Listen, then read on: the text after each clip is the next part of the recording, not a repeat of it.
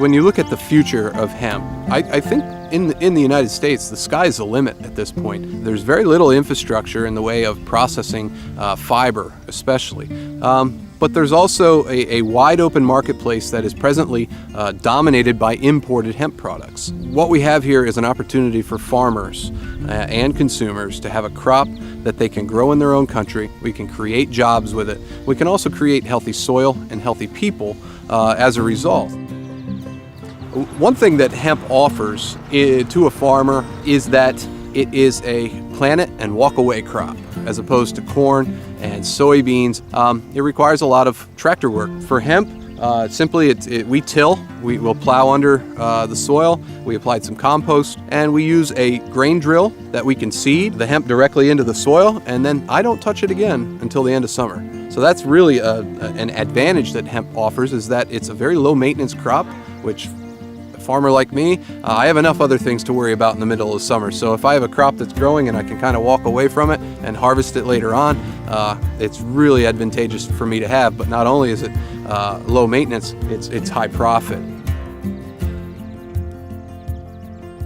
The financial hurdles for a young farmer today are enormous. Equipment costs are huge, land costs are huge, and hemp can help deal with some of those because it has value in a marketplace. There's so many uses with CBD, with a seed in terms of all of the healthy fatty acids that come out of that. I mean, it's just, it really is an incredible crop. So for me, that's my interest, is like I can do two birds with one stone. I can build up my soil, I can create a great, beautiful, dynamic farm, and I can actually afford to do all of that given the marketplace for hemp. So that's, it's kind of a gift to farmers. We should all be excited about this. My name is Emmanuel Omondi. I am the director of the Rodale Institute's Farming Systems trial. I'm interested in the weed suppression part of the hemp. The reason for that is we are trying to look at hemp as an alternative cover crop. Now, most cover crops are not expensive. Now we are looking at the potential of having a cover crop that doubles up as a cash crop. So most of the cover crops, because they are small seeded, have to be established by tillage. We are hoping that the hemp within the rotation will eliminate that extra tillage that is required to establish the winter cover crop, in addition to the money that hemp brings in as a cash crop. We looked not only at the ability for hemp to suppress the weeds while growing in the field, but also what weeds are they suppressing in the weed seed bank. So we collected soil both before and after the hemp season to look at the continued effects that hemp has on suppressing weeds.